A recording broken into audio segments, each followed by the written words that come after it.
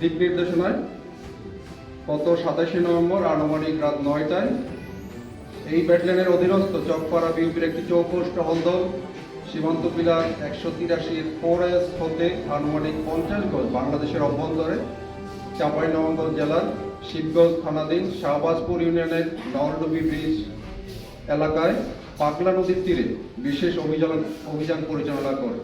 উক্ত অভিযানে টহল দল মালিকবিহীন 3টি বিদেশি one shooter gun 6 round ammunition উদ্ধার করে। প্রাথমিকভাবে উদ্ধারকৃত অস্ত্রগুলি আমাদের দেশের আভ্যন্তরীণ আইন শৃঙ্খলা বিঘ্নিত ও সন্ত্রাসী কার্যক্রমে ব্যবহার করার পরিকল্পনা রয়েছে বলে প্রাথমিকভাবে ধারণা করা হচ্ছে।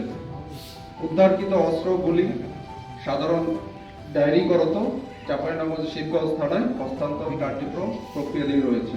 উল্লেখ্য, মহানন্দা ব্যাটালিয়ন 59 বিজিবি গত 3 বছরে সীমান্তবর্তী দায়িত্বপূর্ণ এলাকায় অভিযান পরিচালনা করে 15 জন আসামি সহ 30টি দেশি বিদেশি পিস্তল, 392 রাউন্ড অ্যামুনিশন এবং 41টি ম্যাগাজিন আটক করতে সক্ষম হয়েছে। অস্ত্র, গোলাবারুদ, মাদক চোরাচালানের বিরুদ্ধে জিরো টলারেন্স নীতি বাস্তবায়নের লক্ষ্যে সীমান্ত এলাকায় অপারেশনাল কার্যক্রম বৃদ্ধি করা সহ বিশেষ টহল পরিচালনা করা হচ্ছে, যা ভবিষ্যতে চলমান থাকবে। ধন্যবাদ সবাই। আসসালামু আলাইকুম এবং সমস্যা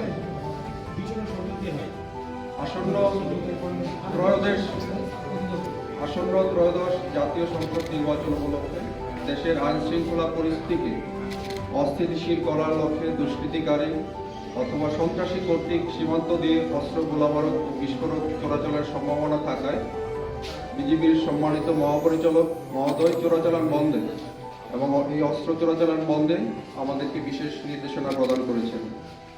মহাপরিচালকের নির্দেশনার আলোকে মহানন্দা ব্যাটালিয়ন 59 বিজিবি সীমান্তের দায়িত্বপূর্ণ এলাকায় কঠোর নজরদারি ও গোয়েন্দা তৎপরতা বৃদ্ধি করে।